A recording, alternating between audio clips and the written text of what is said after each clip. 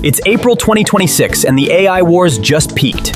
Anthropic just dropped Claude Opus 4.7 and OpenAI countered with agentic. If you're a developer or writer, Claude is still king. Opus 4.7 now leads in SW Bench Pro for it. Look at how it restructured the entire codebase while maintaining the narrative flow. And the structural integrity on the new design is flawless. It's incredible. But ChatGPT 5.5 is the ultimate agent.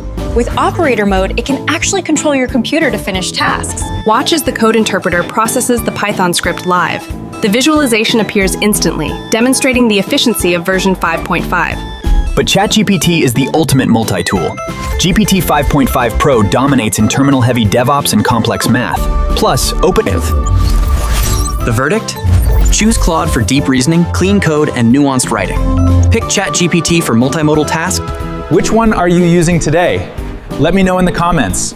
Subscribe to @SGITMystr for more AI guides.